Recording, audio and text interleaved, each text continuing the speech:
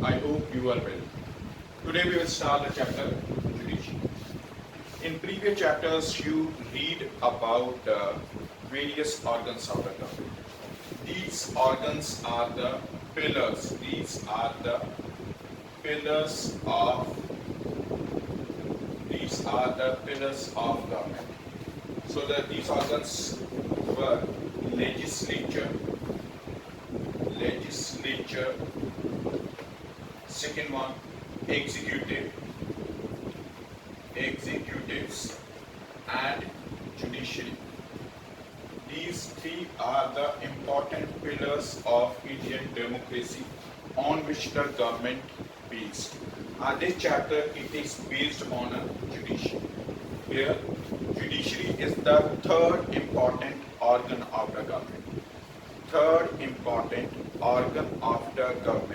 Which is responsible for to administers the justice and awards punishments to those who breaks the law. For this, the judiciary is responsible.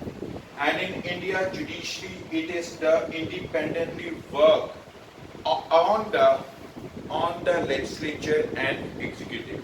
Because if the judiciary it will be controlled by the legislature and executives, then it can't give us the impartial justice. For the impartial justice, their independence is necessary. That's why in our country, judiciary is independent. Clear? So judiciary is the important organ of the government which is responsible for to administer the justice and to solve the disputes in the country. Is that clear? Now we will start the functions of the judiciary. Clear? Now the functions or the role of judiciary. Functions of judiciary. The judiciary plays a critical role in the functioning of a democracy. It performs the following functions. First, it settles disputes and punish the guilty through the application of relevant law.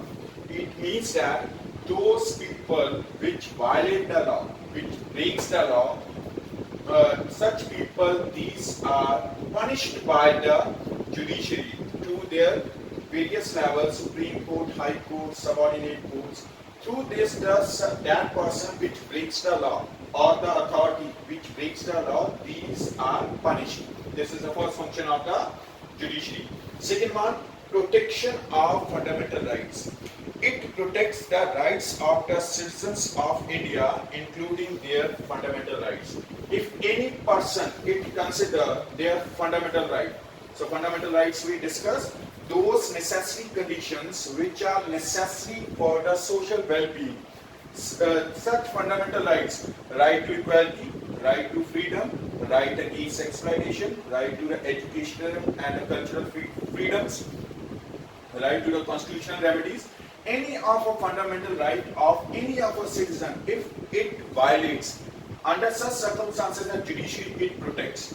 The person it can file directly a case in a Supreme Court. Clear? For this the judiciary is responsible. Interpretation of the laws. It interprets the laws in conformity with the Constitution. As per the constitutional framework, if any of a law require changes in an existing law, which already we discussed as amendments, this procedure has only possible to the process of a judiciary.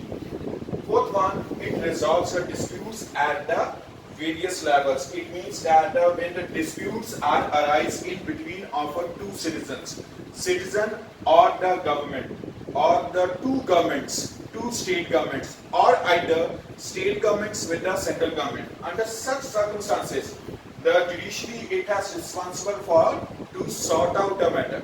Where the person their dispute has arisen with the state governments, or either state governments with the central government, or either one state government with the another state government. For example, the dispute in a Punjab, the person which has belonged from the Punjab, their dispute it arises with the Haryana. Clear? Such issues, they are sought out through the judiciary, to the high courts and the Supreme Court. Next one, fifth function of the judiciary is it issues writs. Writ is what? It is the formal written orders to the concerned organ of the government or any other government institution that has violated rights of the people, thus ensuring that people enjoy the fundamental rights. Writs means that the official orders, these are passed by the judiciary, for the protection of a people and their fundamental rights. And the sixth function, important function of a judiciary is that it can declare any law passed by the central or the state governments as unconstitutional if it thinks that the law is not in conformity with the constitution. It can be the change with the advices. Here the judiciary, courts, they can give as the advices to the legislatures and the executives to change a law, to amend the law with the certain suggestions which are given by the judiciary. So these six are the important functions of a judiciary in India, which supports the Indian democracy. Now here the question arises, what it means the independence or the impartial judiciary. Now the first point is the rule of law. Judiciary protects life, liberty and property of the citizens through the rule of law. Law is what? Law is that resolution, that bill which is passed by the parliament and which is applicable on all the citizens equally. Law is a universally accepted. Nobody it can't deny to use a law. If anybody it deny to use a law under such circumstances, it means that the person violates a law.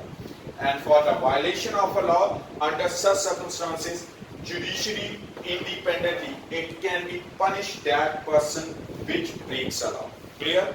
In our country there is a rule of law which is used to protect the life, liberty and property of citizens through the rule of law. It protects the innocents and punishes the guilty. It defends the Constitution of India. The rule of law, through the rule of law, it punishes the guilty and protects that person which is not as the responsible for breaking of a law. Clear? Second one is a system of courts. The system of courts having the efficient and impartial judges constitutes an independent judiciary, which is the backbone of a democratic system. Backbone of democratic system. If any of a person which violates a law, which breaks a law, which not work as per the constitutional framework, that person it has punished to the judiciary, to the courts, which is the backbone of democratic system. To ensure the independence of the judiciary, the Indian Constitution advocates the separation of powers. Third one is the separation of powers between the various organs of the government. This ensures that no single person performs both the executive and judicial powers. It means that all the three agencies, three important organs, legislature, executive and judiciary, they can't, these three organs or the powers of the government, these three are not handled by the one person.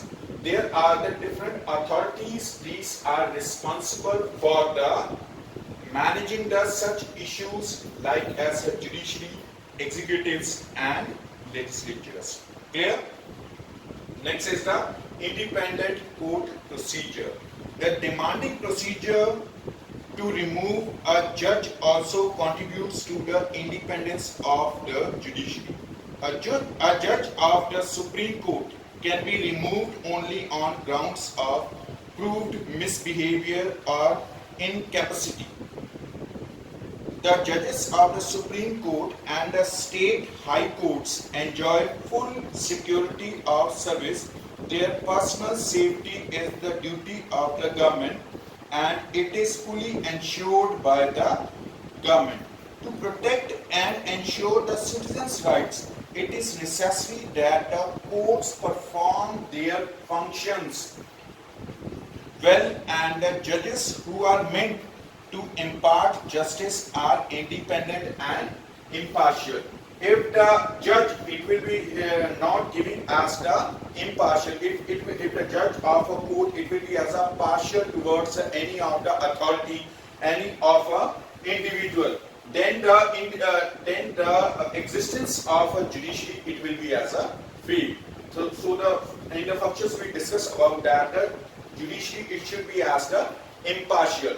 Disputes in between of the citizens between the state governments, or either in between of two state governments, or either the state governments with the central government. These were the reasons which proved that judiciary is independent and impartial in our country. Now let's start the structure of courts in India. India's judicial system is like a pyramid, where the subordinate courts or district courts, subordinate courts towards the highest level, Supreme Court. There are the bifurcation of the responsibilities among these number of the courts. Further up to the Supreme Court of India at the highest level, it is a single integrated judiciary. So there is the one Supreme Court in our country. Then the rest of the other 29 states, there are the 23 total number of. Total 23 high courts are there. In your books, they will be as a mark as a 22 high courts, but there is a change. 23 high courts are present in all over the India. High courts are generally found in the capitals of the states, but as per the number of states or number of the capitals, then it should be as a 28, but not. This is not correct, because in a northeastern states, Sikkim, Meghalaya, Tripura, Manipur, Mizoram, Assam, Arunachal Pradesh, they are having the one common high court which is present in Guwahati. That's why there are the total number of the high courts in India. These are the 23. Same as Punjab and Haryana, they are having as a common high court in Chandigarh. Clear? So 23 high courts are there. Then the third level, at the district level, there are the subordinate courts are there. Subordinate courts. Subordinate courts, they are further divided into civil courts, criminal courts, and revenue courts. Civil courts, criminal courts, and revenue courts. Except these three courts, there are the Nyaya Panchayats are also present. Nyaya Panchayats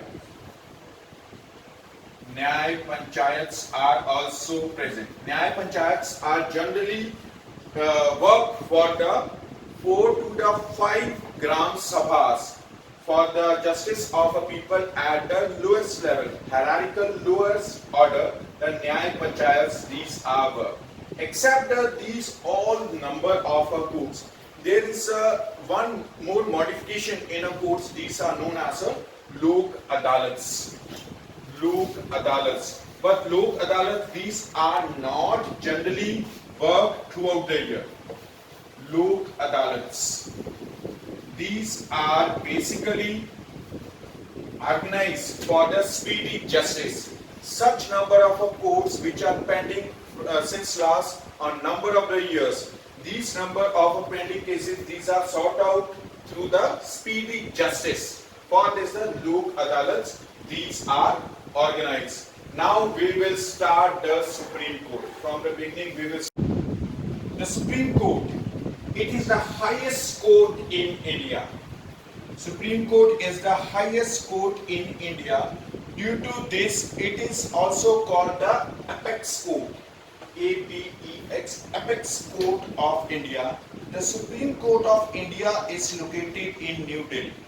according to the Indian Constitution, the Supreme Court is the guardian of the Constitution. All courts in India, means high courts, subordinate courts, civil, criminal, revenue, local, all the types of the courts in India function under the direction and the control of the Supreme Court of India. If a citizen is not satisfied with the judgment of a lower court, she can appeal directly towards the higher court, either in a high courts or in a Supreme Court directly. Those which are not satisfied with the jurisdiction, verdict given by the lower courts, subordinate courts or the high courts, they can appeal in a Supreme Court. Clear? Supreme Court, it is headed by the Chief Justice of India. The Supreme Court comprises a maximum of 30 other judges. The President of India appoints the judges on the advice of the Council of Ministers and the sitting judges of the Supreme Court. Judges of the Supreme Court retire on attaining the age of the 65 years. So the judges which are appointed for the Supreme Court by the President on the basis of the advices of the President, it required to fulfill the certain qualifications. For example, the first, it should be an Indian. A person which is the Indian citizen, it can be only be the judge of the Supreme Court. Clear? Second one, working experience. The person, it should possess the working experience of 10 years as the advocate works in a high court. That can only be the judge of the Supreme Court. Minimum 10 years of the experience in high court as an advocate, or either 5 years of the experience as a judge in a high court. That person, it can be possessed as the judge in a Supreme Court, which can be as a marked by the President of India. Next one is it should the person, it distinguished jurist expert in the eyes of the President of India. It means that the person is should given as the impartial justice on various issues under this tenure of the 5 years when it works. Minimum as a 5 years, maximum it can be the as per the no limits. So the minimum 5 years it should be has given as an impartial justice on various matters of the High Court. So these are the basic qualifications which should possess by the person. It can be only appointed as the judge in Supreme Court, where the one Chief Justice of India and the other 30 judges are present to solve the matters of the Indians. Where now next we will start the powers and functions of the Supreme Court. Now the jurisdiction or the functions of the Supreme Court. Jurisdiction. The term jurisdiction refers to the domain of responsibility of legal body over which it has the authority to make the legal decisions on various matters. The jurisdiction of the Supreme Court of India can be divided into the various categories. First is the original jurisdiction. It means that a certain number of the cases which can directly file in a Supreme Court are known as the original jurisdiction. So the such number of the cases which can directly file in a Supreme Court is known as the original jurisdiction. For example, the disputes involving the union government and the states. The disputes which are arise in between of the state government and the central government. Such kind of the issues, they are directly filed under the Supreme Court. They are neither go towards the high courts or the subordinate courts. Such cases are directly filed. These are applied directly towards the original jurisdiction in a Supreme Court. Clear?